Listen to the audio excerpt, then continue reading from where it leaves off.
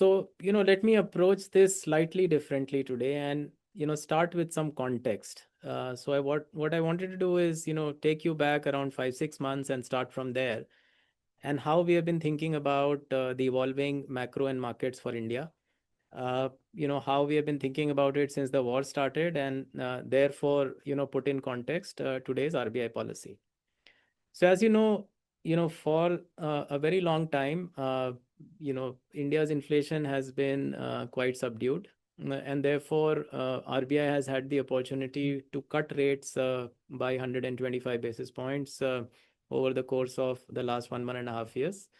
Also, starting late last year, they got very, very proactive with liquidity infusion, primarily through the mode of open market purchase of government bonds. Now, these measures were taken to neutralize the effect of FX interventions that they were doing, under which they were selling dollars to protect the exchange rate. And the corresponding leg was that they were buying rupees. And therefore, rupee liquidity was getting damaged because of those operations. And most of OMOs were being done to neutralize the liquidity effect. But nevertheless, RBI turned really, really proactive after November, December. And with the result that in the last 13 to 14 months, RBI has bought the equivalent of between 75 to 80% of net Government of India bond issuances. So there have been two effects. One is they have finally been successful in creating very large positive liquidity surpluses. And also, government bond deals have been held down largely because of aggressive purchases from the RBI.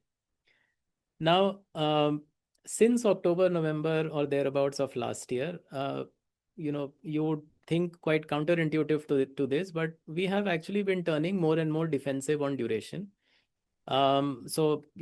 Especially towards the start of the war and then after that, we had turned very, very conservative with respect to duration, almost all our products. Let me just explain to you some bit of thinking that went into that. So, what matters a lot in the context of an emerging market is what is known as the current account deficit, which is the difference between investment and savings at a country level. Now, if the investment savings gap is large, it means that interest rates have to go up in order for that gap to narrow. However, in the case of India, the peculiarity over the last 1.5, 2 years has been that despite India running a very low current account deficit, the capital flow situation has steadily deteriorated so that after more than 20 years, we have potentially run two back-to-back years of balance of payment negative, which means that even with a very low current account deficit, India has struggled to get net capital flows that covers that current account deficit. And that, after the year ending 31st March 26, you would have spent 2 years where India's balance of payment would have been negative. Now, if you explore what that potentially means, it could potentially mean that the sustainable level of current account deficit has come off, which all other things constant should imply that the neutral level of interest rates has actually moved up. And that is also consistent with what you are seeing around the world, where you're seeing in the post-COVID world where fiscal deficits in large countries are higher, where AI capex and defense capex has really picked up. So let's say take countries like US, where 4% bond yields seem now a norm rather than an exception, and that economy is doing reasonably fine even with 4% government bond yields. So you could potentially argue that it's not just the case in India, but the level of neutral interest rates is actually moving up almost around the world. And second is because of all these new themes which are attracting global capital, which is AI and AI related in Europe, defense capex, etc. The ask for getting capital into India, therefore, is higher, right? So you could potentially say that very good macros by themselves are just not enough anymore. They are almost a hygiene factor for you to get capital from the rest of the world. And therefore, the thing that has bothered us over December, January, February to some extent is this narrative from the RBI that rates can be here or lower. The narrative from the market that 10-year yields are actually too high. versus what we were thinking about things, the way I, positioned it for you. And it looked to us that, there was no great necessity for interest rates to fall. In fact, instead of, the bond yield being a problem, it was more a symptom of what was happening both in India and the world, and largely the world, which is the way I described it, that probably the sustainable level of current account deficit is now lower. So, you can't think in terms of the country being able to run to 2.5% current account deficit as a percent of GDP. Probably, now you have to be under 1%, which again, like I said, probably means that neutral levels of interest rates are slightly higher. Now, again, the distinction I should make there is this does not mean that rates should be raised for a currency defense. Now, that's a very extreme argument. It was done in 2013 where the context was very different. The context was our CPI inflation then was 10%. Our current account deficit was almost 5% of GDP.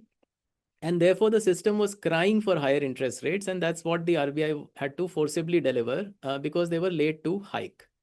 Now, that's not the case at all. And that's not what one is arguing for now. What really one is arguing for is this lower for longer narrative potentially was not sitting very well with us. And therefore, we turned very value conscious over the last 3 or 4 months.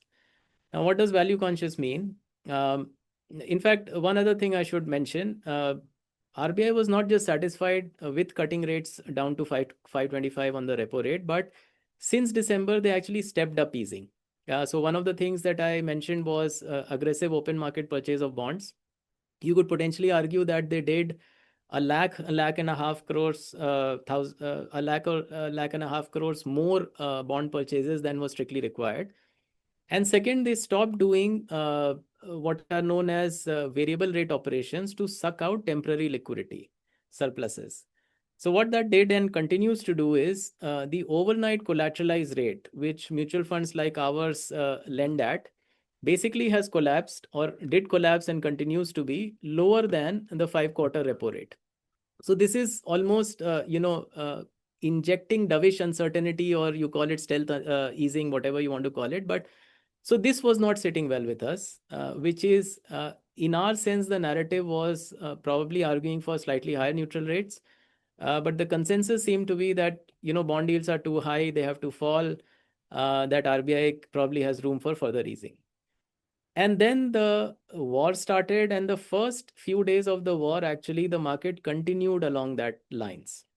So our approach, during this phase has been as follows. So in the bond market, there are effectively three curves or three yield curves.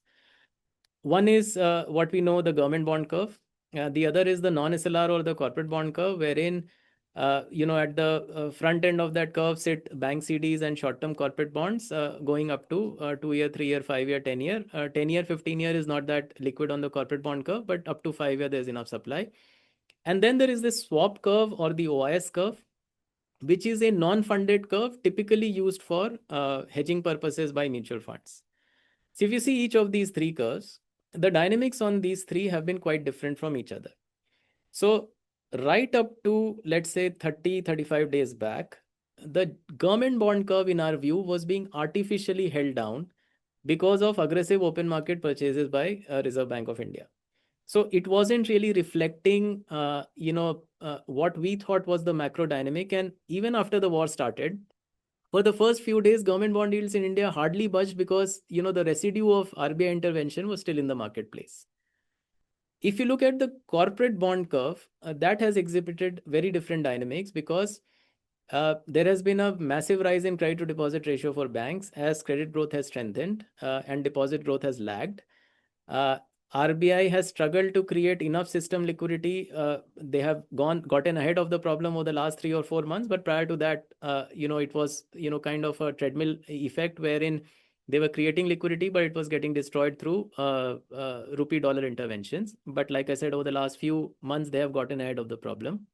So what you saw was the corporate bond curve actually flattening out very substantially at a reasonably elevated level. So, you saw 1-year bank CD is going to around 7-quarter. So all rates on the corporate bond curve from 1 year to 5-year were all at effectively 7-quarter to 7.5, whereas your overnight rate was at 5.25%. So across most of our portfolio strategies, we were therefore overweight front end of the corporate bond curve, which is up to 3-year, 4-year corporate bonds, largely AAA, because there the value seems to us to be quite strong. Then we were using the swap curve, largely up to 2-year points to hedge future changes in interest rate. So basically, if you pay swaps, you benefit when rates go up, or expectation with respect to future policy changes goes up. And the government bond curve, we were leaving well alone to the largest extent possible. We were significantly underweight. So what it led to as portfolio positioning till, let's say, 10-15 days back, was significantly underweight on duration, significantly underweight on government bonds, but running reasonable front-end corporate bond position, hedged through swaps wherever required. Now, over the last 20 odd days, the dynamic has shifted very substantially. So right up till, let's say last market closing prior to today, market expectation of RBI rate hikes really shot up because of this large bit of dislocation that happened because of the shoot up in commodity prices. So from, the swap curve, from pricing in around 25 to 50 basis points rate hikes over the next 1 year, the swap curve went to pricing around 125 to 150 basis points of rate hikes over the next 1 year. And that is a bit excessive because, and I'll come to why. Then, the RBI let go of the government bond curve, and there was a rapid readjustment of government bond yields. So to give you some numbers there, the long end of the government bond curve, which is 40-50 year, went all the way to 785-ish. So 775 to 790 levels. And the government bond curve also flattened. So that gave a good opportunity to basically go from underweight duration to market neutral, and in some cases even marginally overweight duration. So what we have done over the last phase, over the last let's say 2 weeks, is basically cut our swap paid positions, because market was beginning to price hefty rate hikes from the RBI. Cut our underweight government bond position, largely via buying 14 and 40-year government bonds, so 2040 and 2065 government bonds. The core view remains that at some juncture, the SLR or the government bond curve will also flatten out. So, the difference between 5-year and 30-year, which is, as we speak, has widened again to around 120 basis points, should fall to, let's say, 50-75 basis points in the future. Now, let me take you through why we decided to change positioning, which is first and foremost predicated on valuation. So the short positions, which are paid swap positions, became too expensive to run because market was actually carrying too much of a rate hike expectation, and we thought market is overdoing it a bit. And we got an opportunity to buy duration government bonds because once RBI left that, and because of the uncertainty with respect to the war, government bond yields really shot up. However, if you see how the dynamics of the war have progressed over, let's say, the 4.5-5 weeks that the war has happened over. So the first 3 weeks, globally, markets were focusing on just the inflation aspect of the war. So, in fact, even when we wrote our first communication in March, our focus really also was that, look, it is a big inflationary shock. Central banks are pretty much towards the bottom of their rate cycles, and therefore the risk of rate hikes ahead has progressively gone up, which is a fine analysis on its own.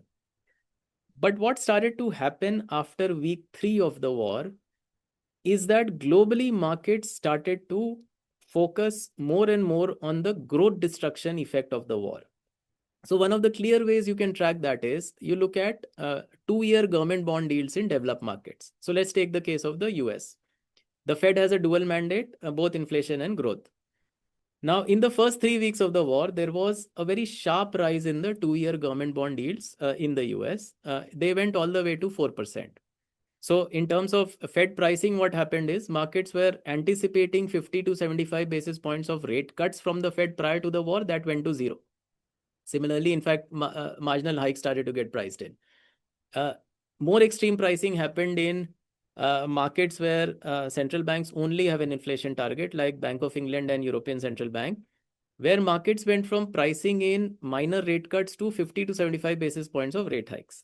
All this happened in the first 3 weeks of the war.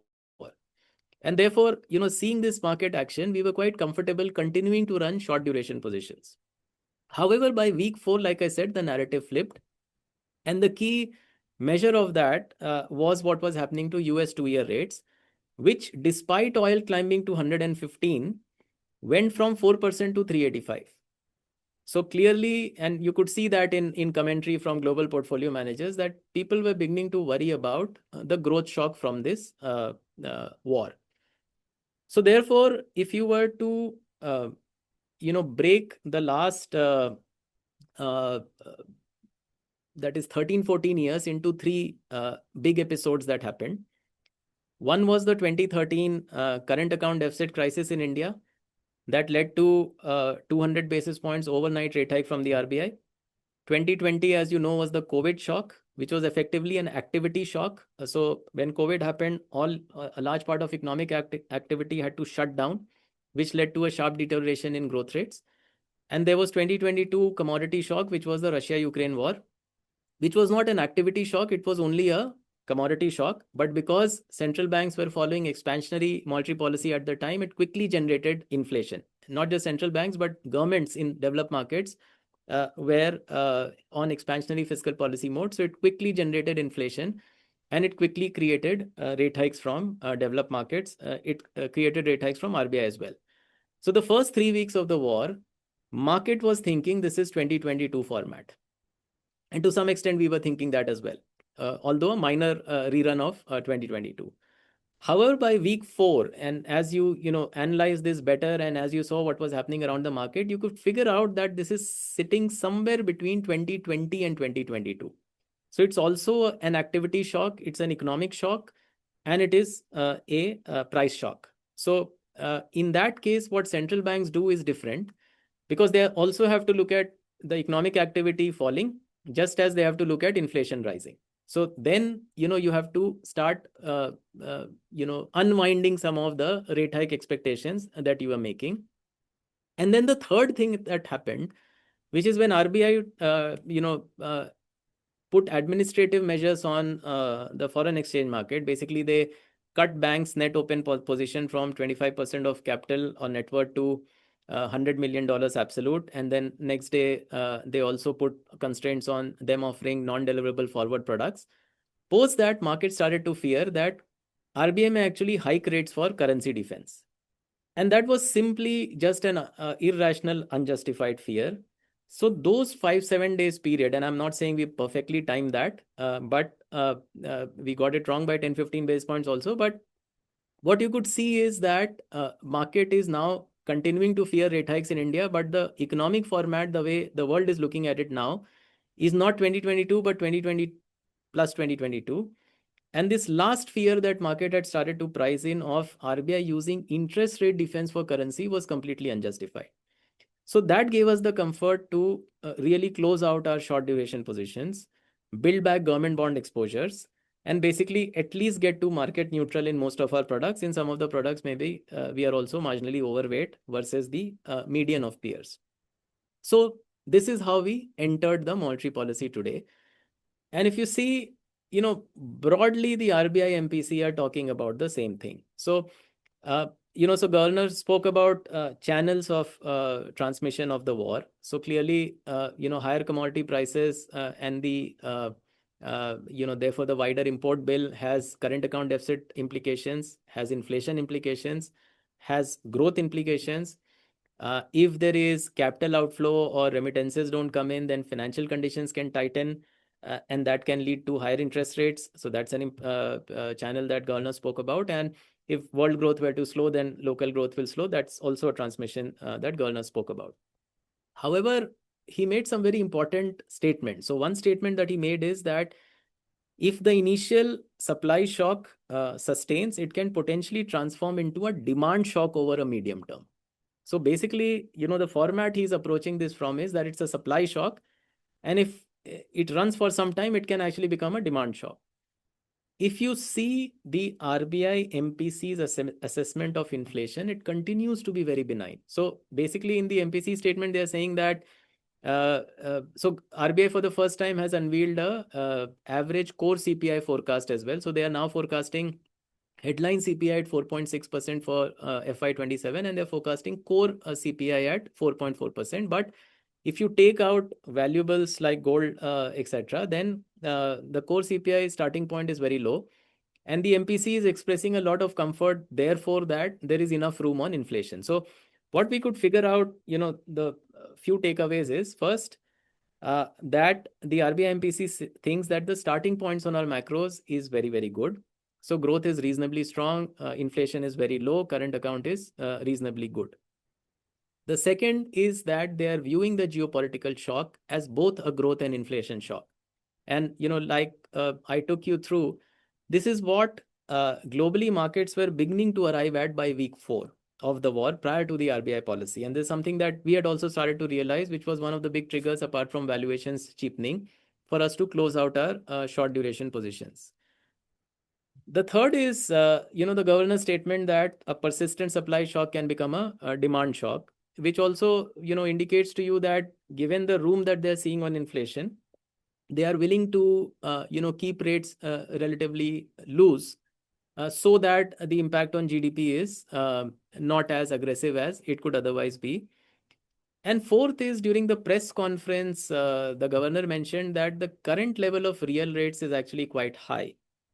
Now, the way he explained it, we don't necessarily agree with, because, in theory, real policy rates is current policy rate minus expected inflation. But I think the way he calculated it, it is current policy rate minus today's inflation. So he said the starting level of real rate is around 2%, which is quite high.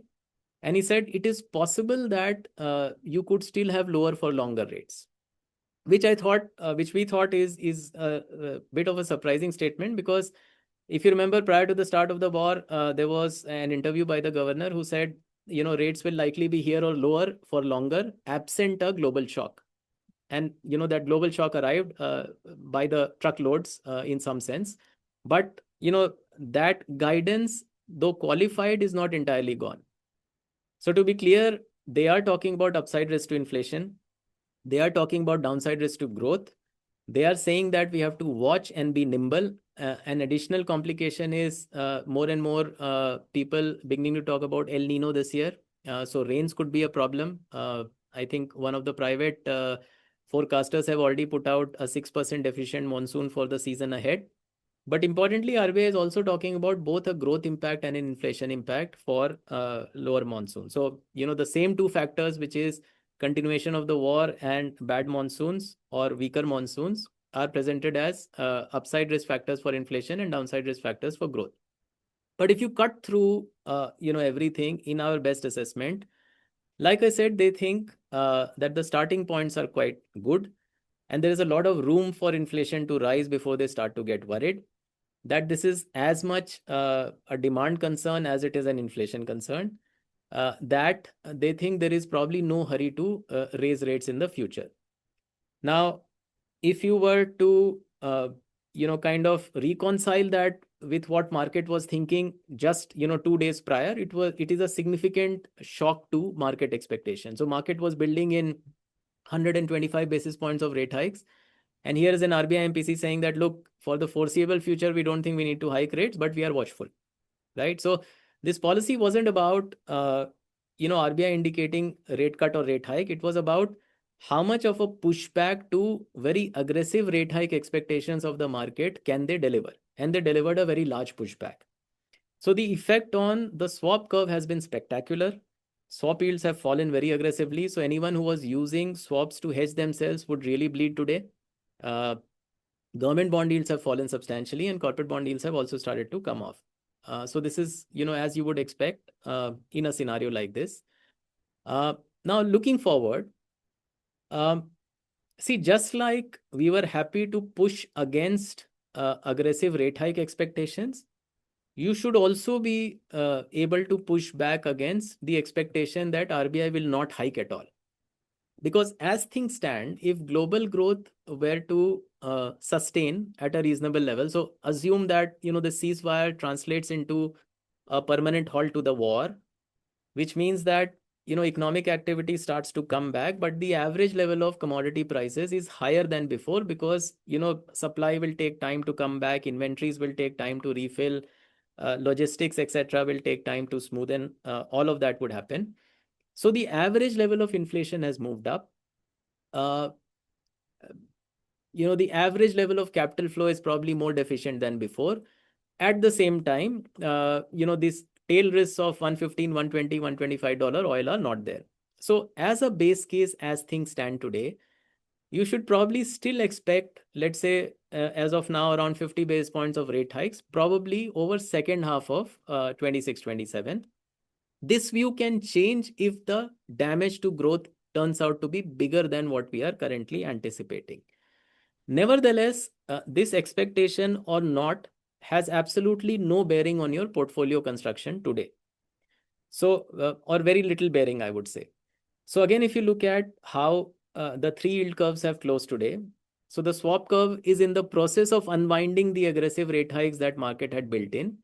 But our sense is, if RBI does not move over the next 6 months, and one should, as a base case for now, expect they are not moving over the next 6 months, then swap yields have further to fall, which means swaps as an effective hedge against your bond portfolio is probably not in play for the time being. The government bond curve yields have adjusted substantially higher, reasonably higher, and therefore they have provided some cushion. But today you saw the government bond curve beginning to steepen again.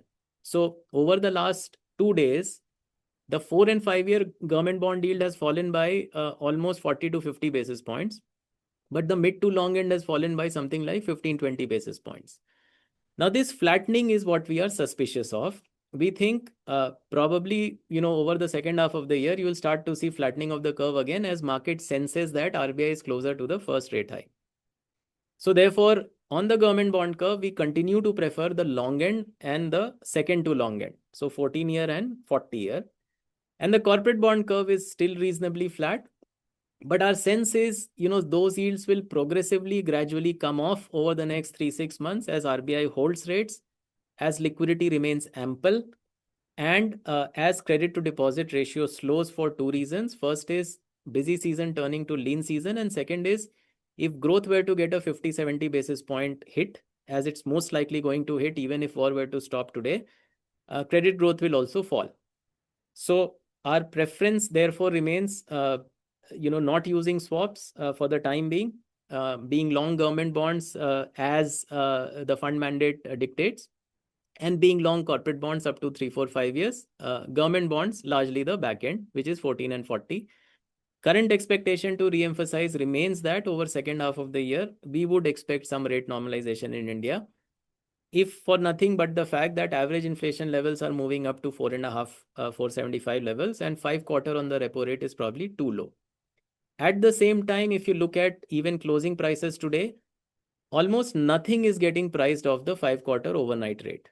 So your 10-year government bond is at 690, your 14-year government bond is at 720, 7-quarter, your 40-year government bond is at 760, 65, your 1-year bank CD is at 710, 715, your 3-year corporate bond is at 740, 7.5. So nothing is getting priced off the overnight rate. And therefore, market sensitivity to some change in overnight rate is quite low, provided the RBI does nothing to change expectation from gradual rate hikes to large rate hikes. So today's policy gave you a very good assurance that as of date, the RBI is not even thinking about rate hikes. At whatever juncture they were to start thinking, the threshold for that is reasonably high. And therefore, we are quite comfortable as things stand with the portfolios that we have created. From an investor standpoint, it's best to keep investment horizons slightly longer, but valuations almost across, with the nuance that I mentioned, which is, fade the steepness in the SLR curve, etc. Valuations look quite reasonable across the curve. Mutual fund investments are subject to market risks. Read all scheme-related documents carefully.